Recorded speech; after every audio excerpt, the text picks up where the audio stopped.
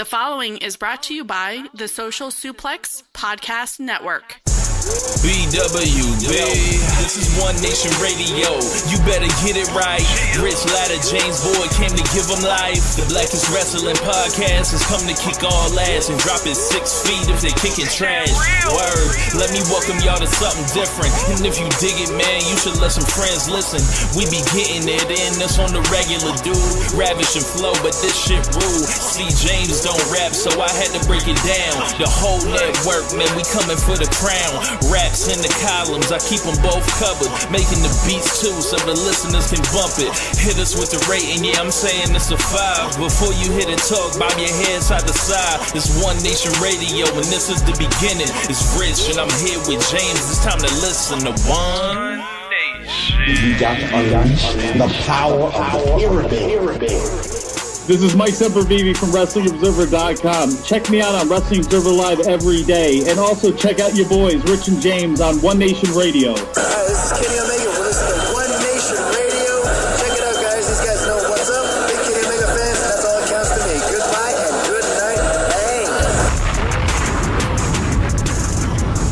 Bang. Welcome to the May 13th edition of One Nation Live. This is Rich. I am your host. One time for the real ones. It is Mother's Day. One time for all the mothers in the world. Thank y'all for putting up with our dusty asses, raising our dusty asses, having children by our dusty asses, everything else that has to go do with Mother's Day and all that. I'll be hanging out with my mom a little bit later. If your mom is not in your life, make an attempt to get in hers. If you lost your mom, that's an unfortunate situation for today. But think about her and what she wants you to be doing today. But a couple things to go over. Always remember, this is One Nation Radio of the Social Suplex Podcast Network. We are an independent podcast network, and our budget comes from word of mouth. The only way we're going to reach more people is with your help and by sharing the show and rating it. And make sure you guys check out all the other shows on the network. He added another show recently called Grown Men Watch This Shit, so y'all need to check that out. It's hosted by Chris in Australia, Chris Bryan, that is. And his name escapes me at the moment, but is Jeremy Vanderbeek, I think. I think Jeremy's his first name, so you'll have to check it. James Vanderbeek on Twitter. I follow him, but I don't remember the name. Also, we got the Wrestling Watch, Outsider's Edge, Ricky and Clive show, Keeping It Strong Style, and of course, One Nation Radio. But let's get to it, man.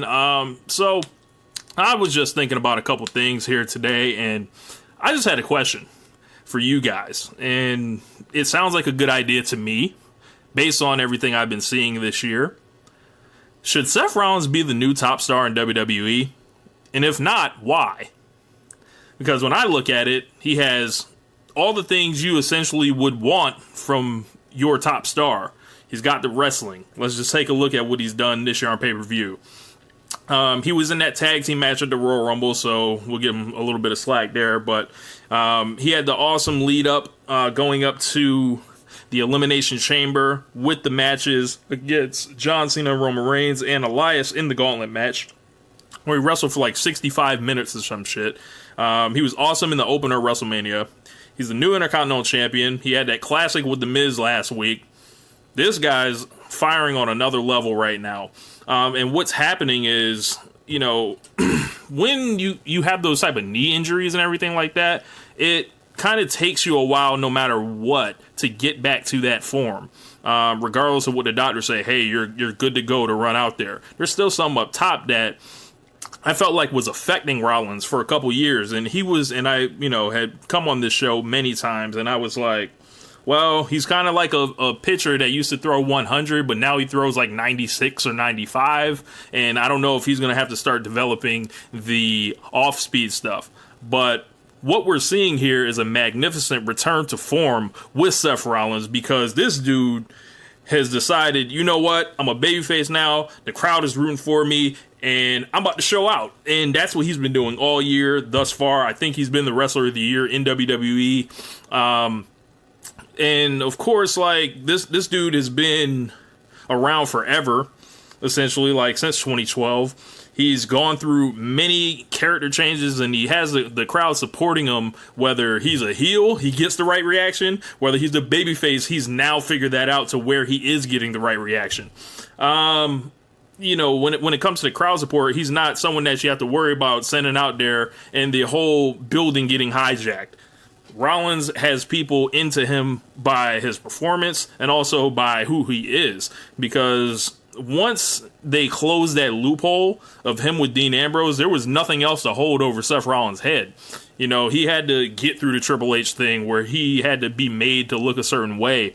But he is a guy that has kind of been, he's always gotten a push to a certain extent, but he's never ever failed, you know, regardless of what, you know, folks may say. He's never failed. And he's shown more than one version of himself. He's been the chicken shit champion that, you know, everyone feels like they can beat. But I would tell people that were critical of that first reign of Seth Rollins, yes, they made him look like shit on TV for a lot of times. They sent him out there for 20-minute promos that got old and boring as fuck. But when the pay-per-view came, you know what you were getting with Rollins. You were getting at least a 4-star match at a main event level, and the shit was going down. Like, you can just watch the matches that he had at Clash of the Champions with Cena and then Sting. You can look at the SummerSlam match. You can look at his matches with Kevin Owens. This dude was coming to play, or that was a little bit later. During that time, he had a match with Neville, I believe, on TV. It was crazy. This version of him is like, you know, sometimes, you know, when you're watching the NBA, you see guys peak at certain times, like LeBron, for example. Right now, he's at another career peak, some people would argue. Like, before that, I would thought, you know, like 2009, 2010 was the first time we really saw him turn it up right there. Then he got to another level, like around 2013. And then now this is like another version. And I feel like with Seth Rollins, this is like the babyface version of him that we all want to love right now, who's producing every week. He has a match with Kevin Owens coming up tomorrow night, which should be awesome if they don't get in the way. He's such a great heel, and he's finally learned how to be a great face, so why not Seth Rollins being the top star of WWE? Get Brock Lesnar the fuck out of here. Get Reigns the fuck out of here. Rollins is where it's at. That's what it, you know, feels like right now, and honestly, I don't know what a real argument for him wouldn't be. Maybe you think he's, you know, he has an injury history, and you know, you can say, yeah, we can't really build around Seth Rollins' knee and everything like that, and he does too much, and you know, whatever. But for me, Seth Rollins is a guy that is a direct descendant of a Shawn Michaels, of a Randy Savage. He's this era's that, but instead of going with how they've always done it, you know, they made Shawn Michaels the man at one point, but I don't know if he was necessarily ready for it. They made Rollins the man really early in his career, but right now, I think if you gave him that opportunity, I think he would come through in the clutch over and over and over and be able to wrestle anybody. The dude wrestled Mojo Rawley last week and was halfway decent. So, if it's not Rollins, I don't know who. If you look at his match resume this year, I think he is really on the verge of something special. I would leave the Intercontinental title on him until it was time for him to win the world belt and have him unify them shits. Like, there's no one that needs to be beating that guy right now. So, something else, speaking of beating guys and all that, Daniel Bryan lost this week on SmackDown Live. Now, I know many of you may have expected me to come out here and absolutely blow my lid over WWE beating him on TV with no build-up. But that's not what happened. So I wrote a column this week that's on lordsofpain.net, and it was called Chill, It's Okay for Daniel Bryan to Lose Matches. And the deal was with it, to me, it felt like, oh, looks like we got a comment from Bryan. He said, don't forget his stamina of late. 2 matches at the Rumble, the long gauntlet match, long time in the Chamber, and in Mania, he's been in so many continents defending the belt. CrossFit Jesus indeed. Yes, CFJ has returned, Bryan. This guy, but back to Daniel Bryan, I thought the Daniel Bryan and Rusev match was kind of like the Daniel Bryan and Bray Wyatt match from 2014's Royal Rumble, where Daniel Bryan was in there with a dude that was obviously bigger than him, that the crowd was into for one reason or another, whether it's, the Rusev Day chants or people just thinking the Wyatt family is cool because it first came on the scene. Obviously, we still wanted Daniel Bryan to win, but that's not what happened in the match. Daniel Bryan led the dude through and did a lot of creative shit, and everything meant something. And then he lost 1, 2, 3 in the middle. To me, that's not really a reason to be upset. If you look at the situation, Daniel Bryan does not need to be in a Money in the Bank ladder match right now, especially with The Miz in there, potentially Sheamus, and of course all those ladders flying around. Folks can get hurt easy. I don't want Daniel Bryan smacking his head on a ladder and something ridiculous happening. So, and also, they were on SmackDown, and I wrote this in the column. The whole time, what they were trying to do was say, hey, you want Daniel Bryan to be in the Money in the Bank. Why? Because when the last time he was in Money in the Bank in Chicago, like they're going to be coming up, he won this briefcase, right? But what they don't tell you was that briefcase win almost was like, it was not connected to anything at all. They had him win that briefcase. You know what he did at SummerSlam? A job for Wade Barrett in a nothing match. They literally had no plans for this dude the day that he won the World Heavyweight title for the first time. He wasn't even scheduled to be there. He happened to be in town for a book signing or something like that. And then WWE was like, hey, you got your gear? All right, come your ass over here. We're going to have you cash it in because, Mark Henry's injured. And we're going to get the belt off him and give it to you and then start turning you. But this is not that situation. I don't want Daniel Bryan as a main eventer, literally a living legend, dropping out of the sky, going to the top in a Money in the Bank match. And if he's not going to win the match, I don't necessarily see a reason to waste a spot on it when you could have Daniel Bryan go in there in a single situation on pay-per-view and do his thing and go off and, do it whatever. Now, folks have been very critical of this, like, with good reason, I feel like, because, in WWE, sometimes there is a self-fulfilling prophecy. If you position a guy a certain way, that is ultimately what he will become. If Daniel Bryan continues to be in these nothing feuds against dudes that aren't really, moving the needle like that, like a Big Cass or something like that, then eventually Daniel Bryan, like, you kind of almost are who you are aligned with, in a sense. So they have to be careful with that. They have to use these losses where they make sense. They have to continue from week to week to have something be like, yo, it's obvious Daniel Bryan's not involved with the world title right now because the world title is involved in a nut-kicking contest with AJ Styles and Shinsuke Nakamura. But what Daniel Bryan will be essentially is the biggest thing outside of the title picture until you put him in it. And anything else almost is pure lunacy. So I understand it from that angle. But if he loses a match, that is not a license to burn the building down right now. It's May. It's May. That we're not in the season of SummerSlam. We're not heading into Survivor Series. This isn't the Royal Rumble. We're not headed to WrestleMania. If he does a job for Rusev, a guy who's over, yeah, it's not the worst thing in the world. The only other thing is don't book the match, which is a valid criticism because if you have two dudes that are over, why do you want them potentially, fucking each other's shit up? Why don't you have them beat the other dudes? I don't know, but I didn't flip out over it, and I thought, it was a good thing that they went ahead and just did it for real rather than having Big Cass jump out of nowhere and taking the low-hanging fruit that would have came with that.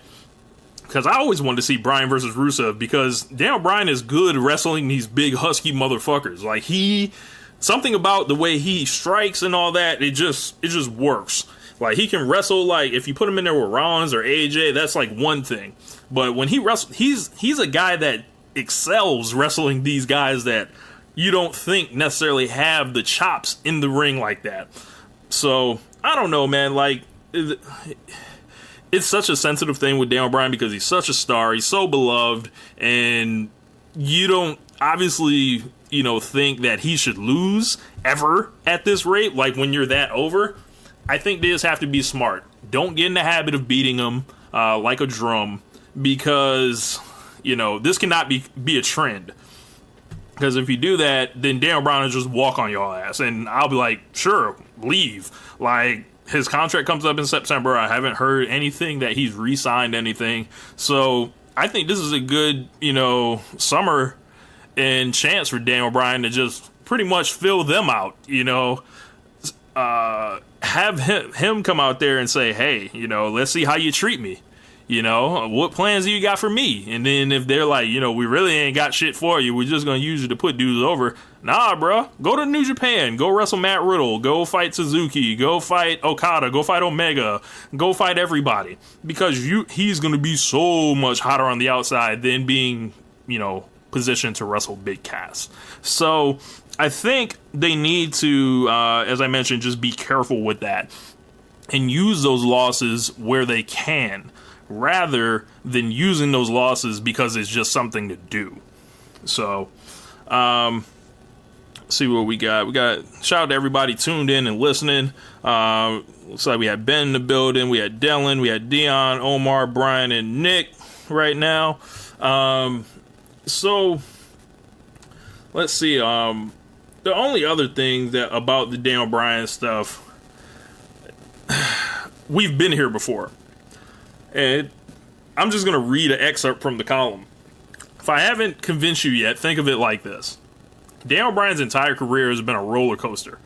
From being eliminated on NXT, to being fired after the Nexus attack, winning the WWE title, to being fired after from WWE after the Nexus attack, to winning the United States title, to getting snubbed at WrestleMania, to winning Money in the Bank, to cashing it in, getting buried at WrestleMania 28. His loss spawned an organic, we're not going to take this shit anymore movement. He challenged, but he came up short in his championship pursuit after that. Then Team Hell No became the modern Rock and Sock connection, and then he proved he wasn't the weak link. Then he finally fucking won the world title when he beat Super John Cena, clean, who hadn't lost to anyone except The Rock in years. So let's think about that. In 2013, John Cena. So if we take it to WrestleMania 28, he does a clean job for The Rock. Hey, I have a new listener. The baby isn't even a day old, but is already a One Nation fan. Getting him educated. I saw that, Nick. Congratulations on having a child today. Definitely. If you guys in the group listening, make sure you go check Nick out and tell him, you know, good wishes on the new child that he's just welcomed into the world, him and his wife, I believe. So yeah, man, and glad to have another listener, Nick. So what was I saying? WrestleMania 28. So John Cena does a clean job for The Rock, right? If you look the whole fucking year, John Cena doesn't do a clean job again.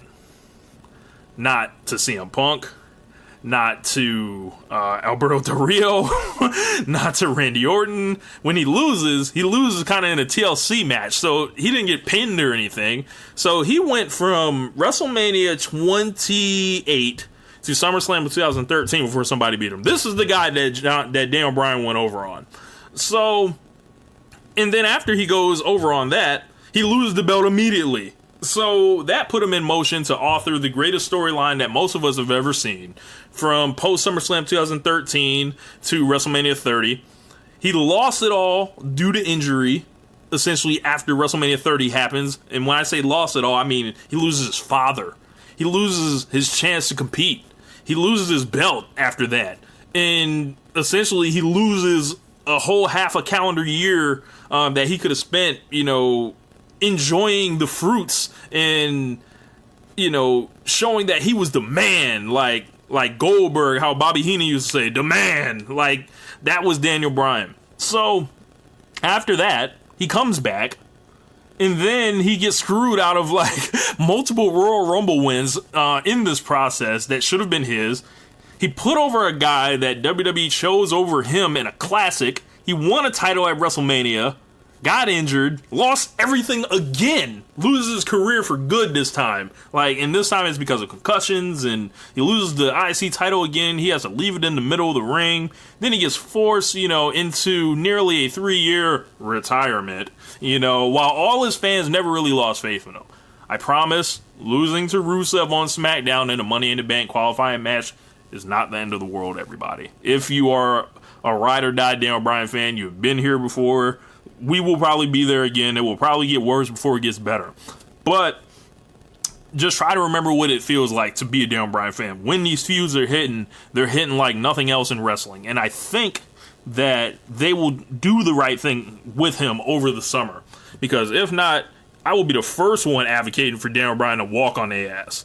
Because he don't need that shit, and neither do we. So we'll follow Daniel Bryan right out the door with him and support him elsewhere. So I don't know, man.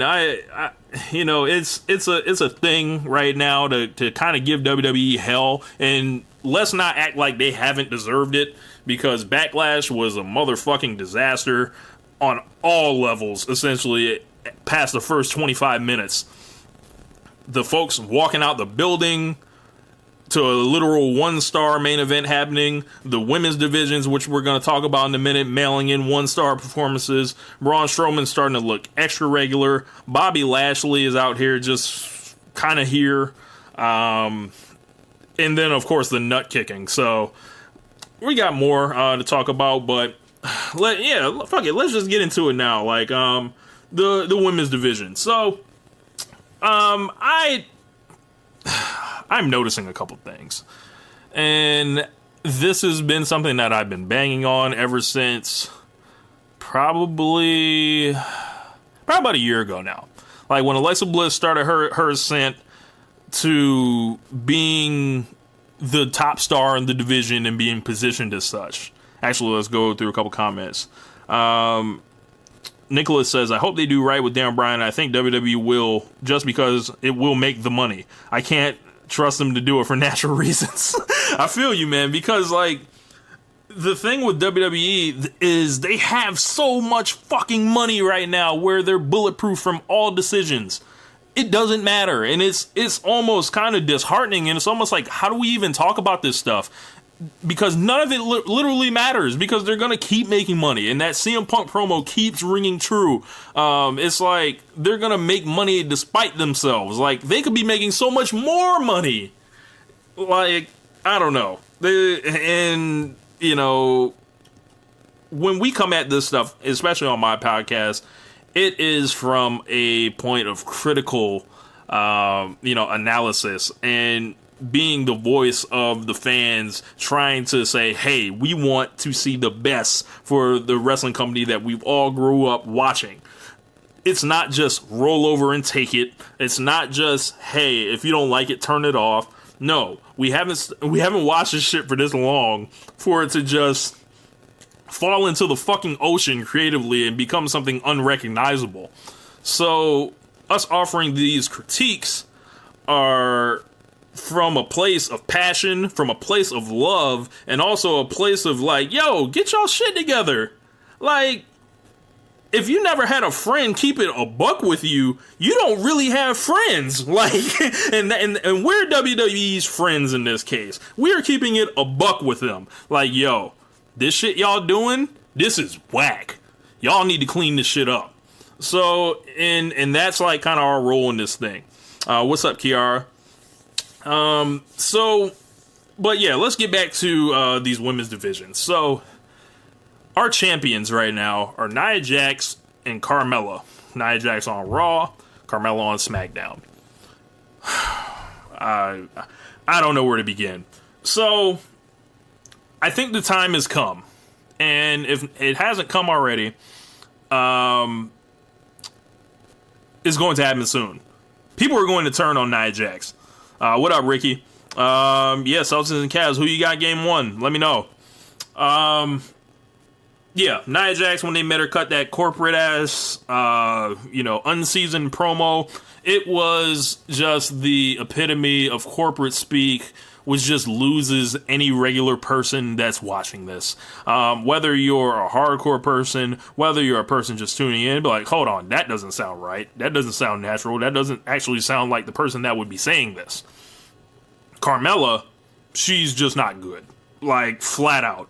And I don't know what it is with WWE and SmackDown right now. They have all these women lined up as heels that can't wrestle. So when it's time for these matches to happen, we're going to get pure bullshit. And I can only point at one person with this that has kind of changed the landscape. And essentially, she's not the worst one anymore, because I feel like Carmella's way worse than Alexa Bliss. So when Alexa essentially started replacing Charlotte on Raw as the top star of the division, they changed everything that, you know, the women's revolution came to define. These great matches we were getting out of Charlotte, Sasha, Becky, Bayley, Asuka. You can moonlight Natalya or Naomi in there, right? But when that started happening, I was like, whoa, uh-oh. Old Divas era ass Alexa Bliss out here, and then what do you know? It's opening the door for this other shit.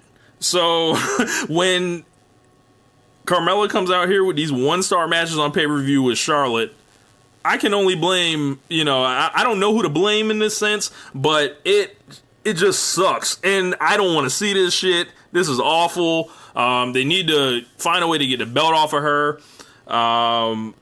It's a really, really sad state of affairs with the women's division. Because if you look at it, what the fuck has Asuka done since WrestleMania? Anyone got an idea? Anyone seen her? Oh, okay. She was in a losing tag team match. She's pretty much been off TV, and now she's cutting promos on winning Money in the Bank. Bitch, just go out there and roundhouse kick Carmella. Like, you don't need a Money in the Bank briefcase. You're Asuka. They beat Asuka at WrestleMania, right?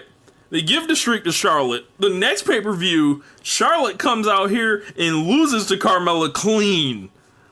What was the point? Anyone got an answer?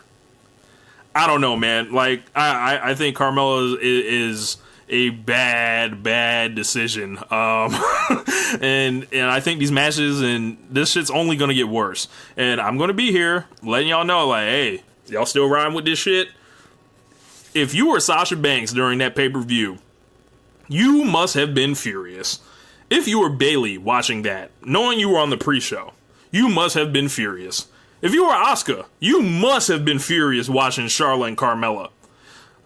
Alexa Bliss and Nia Jax, that match, like, oh my god, just dreadful. The referees were making up counting rules as they went in the match to disguise all the things that were going on. I don't know, man. Something's not right. It's kind of feeling like the Divas era, and I definitely don't want that. Because I feel like the women's division the profile has been raised to such a level now that I don't want them to fuck it up at this point. And if they come out here and keep doing this, that's exactly what's going to happen. And we're all going to be looking like, damn, they ain't never really jumped off Sasha versus Bayley. They ain't really never let Asuka get to that level again. Charlotte is still Charlotte. Where the hell is Becky Lynch? And we're going to talk about Becky Lynch in a couple minutes. Let's see. Natalya is you know, linked with Rousey, so they're going to do whatever they're going to do, but that's not happening for a while. What's going on? And eventually, Ember Moon's going to have to start putting these bad wrestlers over. And it's just like the lowest common denominator booking that's happening to the women's division right now. We'll just put it on somebody that can, you know, talk somewhat decent. But all her matches are shit, and we'll use that to get her booed. I don't know, man. Like I said, none of this matters because the WWE will continue to market the women's revolution as this thing that's a part of their record-breaking stock prices and all that. So, no matter how bad it is, we'll just have to roll with it. But, you know, when you look at NXT and you have Shayna Baszler tearing it up down there as a champion, being better than both of your champions combined, I think there's an issue. So, it's going to be interesting to see who Nia Jax's next opponent is, because a babyface monster champion, it can get tricky on how you do it. You can have her just run through people, but then the answer is, who does she wrestle? I feel like she's staring Ruby Riott and the Riott Squad in the face. She'll be going over Liv Morgan one week. She'll be going over Sarah Logan the next. And possibly, I think, Ruby Riott will be the one that ends up taking the belt off her when they cheat, to make her go nuts, and they'll get the belt off her in a rather short period. But I ask, where is Sasha and Bayley in all this? They are stuck in the never begin stop-start feud of the century. The Royal Rumble, Elimination Chamber, WrestleMania, getting back together, falling out, fighting each other backstage, reuniting, getting jumped by both of them. I don't know. Maybe I'll want to run it at this point, but I don't know, man. I only talk about this shit, so let's see. And by the time Sasha and Bayley happens, will people care? That's another thing, because they have kind of been so devalued in they've been so devalued by by Nia and Alexa taking center stage there, by the Riott Squad showing up, by Ember Moon showing up. It's like, come on. You've got the hottest feud that you can do, just kind of bubbling. I can only hope, and this is hope, that one of them wins the women's Money in the Bank, right? And the other one wins the championship at some point. And they get a chance, and it's almost a situation like with Bayley, for example. We can have Bayley win that shit and announce that she wants to fight whoever the champion is, and she's going to cash it in straight up like a good guy at WrestleMania, or excuse me, at SummerSlam.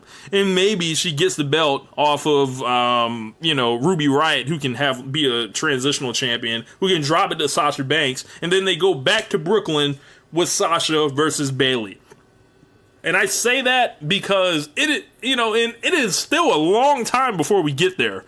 So they're stuck spinning their wheels, and it's so unfortunate because they're not going to get the TV time to really develop this shit, and they're going to have to really get creative, and that's why they're probably putting them back together right now to end up having a little mini squabble with the Riott Squad and all that. But I don't know, man.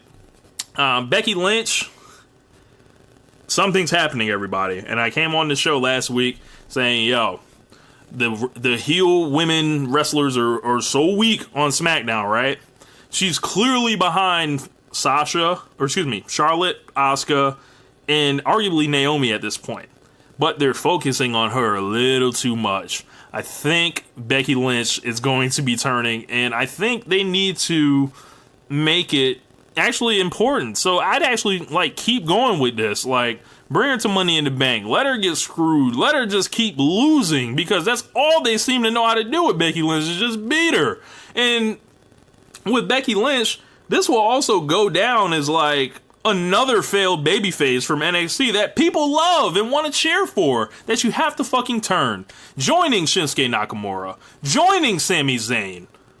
I don't get it. I don't know why it's so hard to figure out how to use babyfaces, because people already like them. Half the job is done already. Just let them go out there and beat people. It's really not hard. You had Bruno fucking Sammartino. Figure it out. I don't know, man. And this isn't a problem, the bad wrestling heel problem. That's not exclusive to the women, because there's plenty of stankin' ass dudes that's just getting by on being bad wrestlers for the source of their heat. And that's kind of like the thing with the Roman and Jinder thing that's going to be interesting, is if people are going to actually cheer for Jinder Mahal in this case, if they do, and it seems like they kind of did last week, but I want to watch a couple more cities. If Roman Reigns can't get cheered against Jinder Mahal, what do you do? Someone tell me. Oh, it doesn't matter because they have record-breaking stock prices. Sorry. So yeah, man, let's get into some of these questions that I have that were submitted. Looks like we have a question from Kyle Morris. He says, if All In is a sellout, how do you think it will affect the industry as a whole? honestly, I don't really know if it will affect the industry that much, rather than like, yo, these dudes were able to do this shit. Now, if this is like All In becomes an annual thing and it's like indie WrestleMania and they hold it in the second half of the year, like far away from WrestleMania, to where it doesn't have to compete and it can kind of be its own thing. Because mind you, people travel to all these, events, and I think that's something to take into account when looking at the ticket sales for the latest New Japan stuff for San Francisco. Because it's like, yo, people went to Long Beach, they went to New Orleans, they went to at this rate, there's a CEO show that's coming for New Japan in Florida that I'm going to. At this rate, people will be planning to go to Money in the Bank. That's a lot of travel for fans. So All In being in September, I think that's an excellent thing, and it could potentially change the industry as a whole, because they would put themselves in a position, and this being Cody and the Young Bucks, to where they have made their own attraction and their own destination. So it can only be good for wrestling if they do well. And I think they have all the momentum set up to do well, with Okada coming, with Omega, with Cody, with the Bucks, with Pentagon, with all the women's wrestlers that are coming, like Chelsea Green and what's her name, Tessa Blanchard, and Santana Garrett, I think is All In. I'm not sure, but they've also got it to where it's more than a wrestling event. They have the podcast thing with all the whole thing that can kind of act as their WrestleCon, which is called StarCast. I think that this could be, a game-changing thing in a sense. So another question from Kyle Morris. He said, what can WWE do to fix the way they book baby faces and stop alienating their fan base? This is a very complex question, because when you look at how they book baby faces, right? Now, how many of them actually get booed? Let's take a look at that. We've got Roman Reigns, obviously, who's a baby face, who gets booed. Who else gets booed? Anyone? Like Nia Jax got some light boos recently. Bayley, people just don't believe in as much. I think that's kind of what happens. People start losing hope in these people. And why do they lose hope? Because they fucking beat them and make them look like geeks and screw job them and turn them and ruin them. So the way they need to fix these baby faces is they need to just start letting them win. Why? Because people like winners. And if the winners are the heels, that it's like, what's left for the baby faces at this point? Because what do the heels get? Let's take a look. They get the cooler personalities. They get more focus outside the ring. They get more focus inside the ring, because the way wrestling matches are done in WWE, heels usually lead the matches. So they get to win them too? This can't happen. This is a recipe for fucking up your baby faces. And I think what they need to do, Kyle, is start letting their baby faces open up cans of whoop ass and just start writing for them. And these heels, these guys are secondary in the story of WWE. You cannot have all these phenomenal wrestlers getting fucking outsmarted and outworked by these non-wrestling ass cheating motherfuckers. Like, that is stupid. I don't know, man.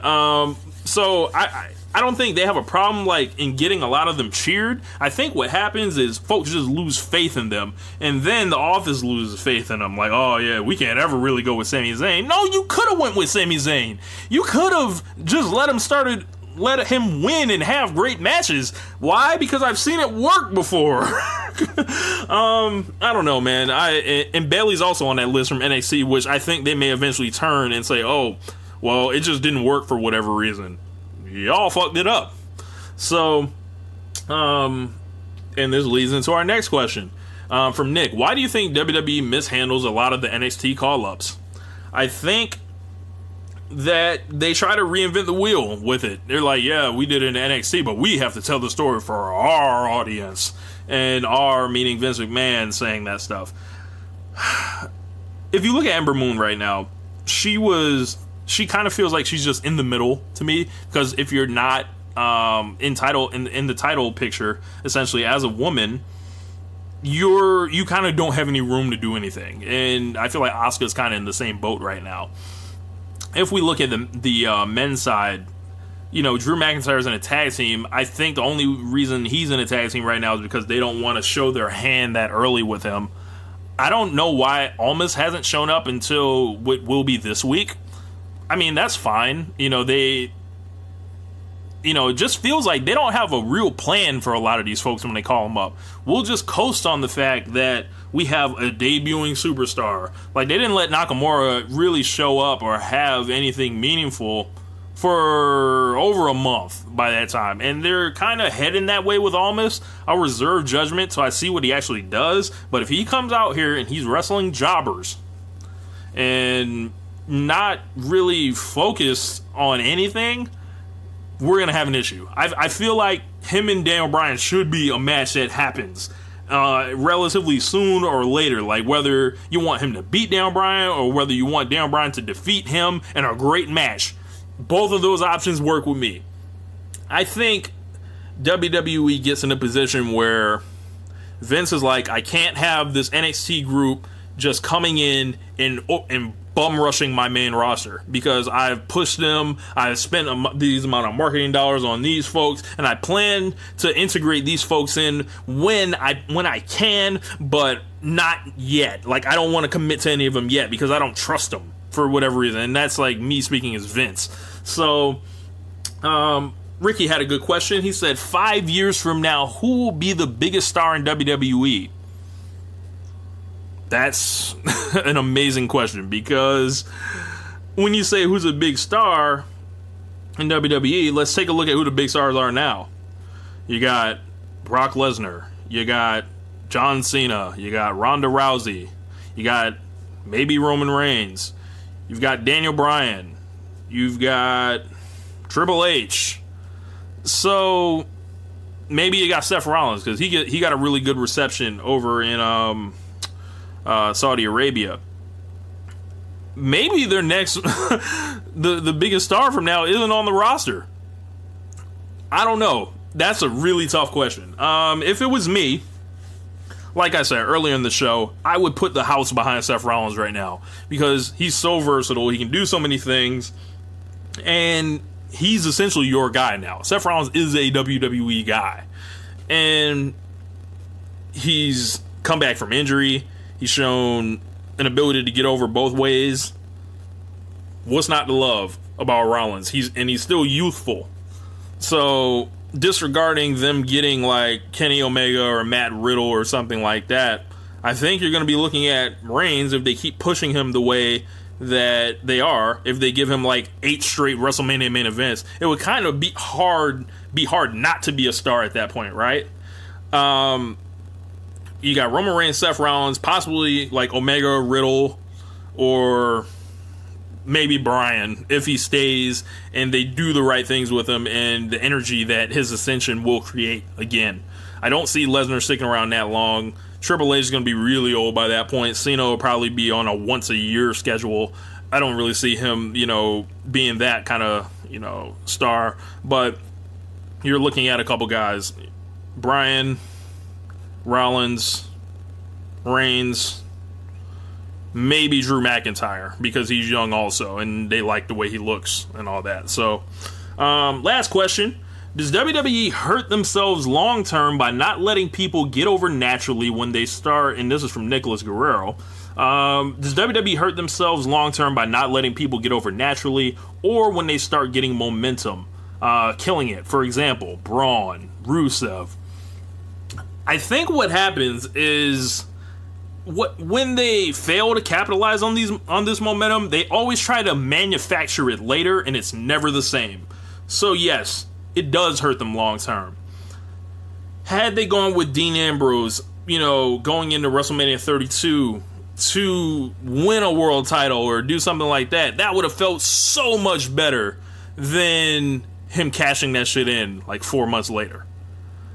If they would have went with Braun Strowman winning the belt at the Royal Rumble or WrestleMania, it would feel so much better than it does right now. Like, look at Strowman right now and then look at him in January or February going into Elimination Chamber and tell me he's the same. lie to me and tell me he's the same. He's not.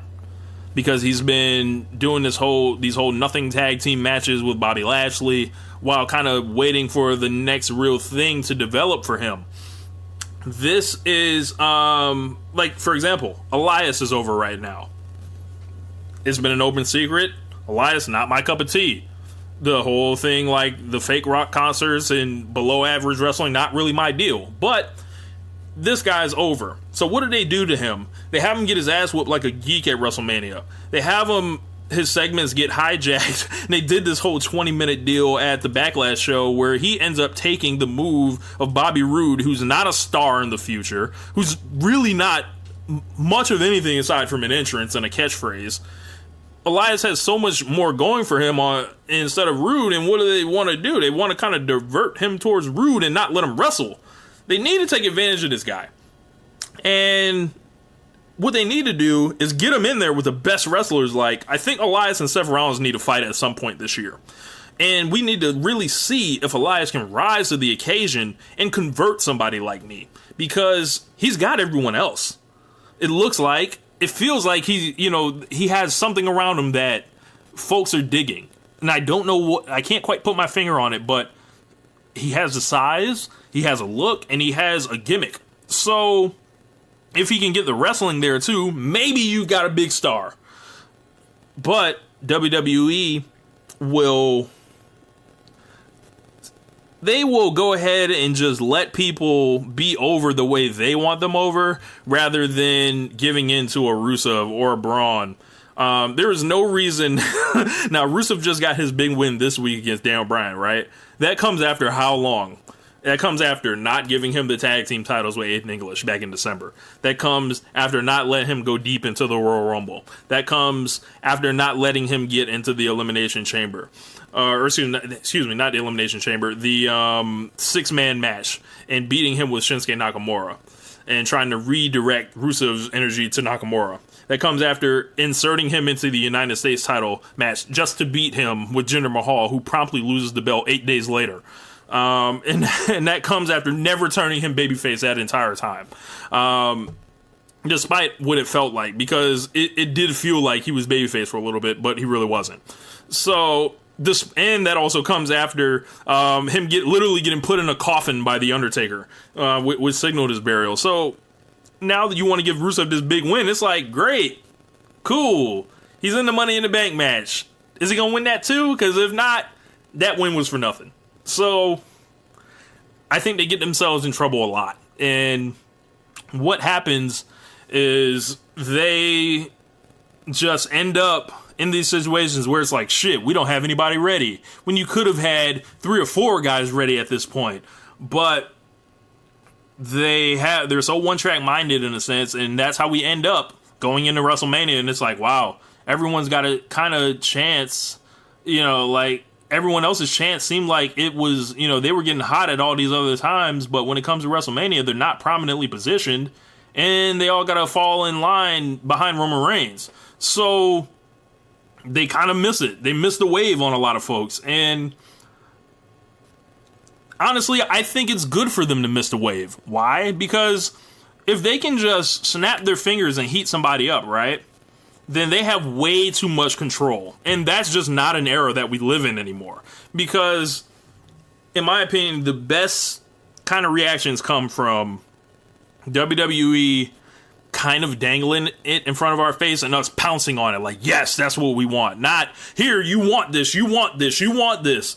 Nah, not really. Like, that doesn't kind of work for us, because remember, we're the fans. Like, I want the best wrestling possible, and seeing dudes that are over and folks that are putting on good shows and good segments and shit just going the way it's supposed to go. The matches are not supposed to be hijacked. That just happens when the crowd is at their wits' end with a company that feels like they're not being listened to by. So, yes, they hurt themselves a lot, Nicholas. So hopefully I answers your question there. But that's going to wrap up One Nation Live today. Thank you guys for listening on Mother's Day, and shouts out to all the mothers listening to this show. If you have children, if you plan to have children in the future, shouts out to the dads that are playing both roles. You know, never know if someone lost their significant other or something like that. So, but yeah, man, make sure you guys check out the rest of the Social Suplex Podcast Network, including the Wrestling Wash, the Outsider's Edge, Ricky and Clyde Wrestling Show, Keeping It Strong Style, Grown Men Watch This Shit, which is a new indie podcast, and of course, One Nation Radio. We've been here forever. We're not going anywhere, or I'm not going anywhere. At least James, I don't know where James is today, so we'll probably be doing something that has to do with the NBA Finals and all that coming up when that gets popped off. But thank you guys for listening, and I'll see y'all next week or later this week. Peace. Thank you for listening to One Nation Radio. We'll see you next time.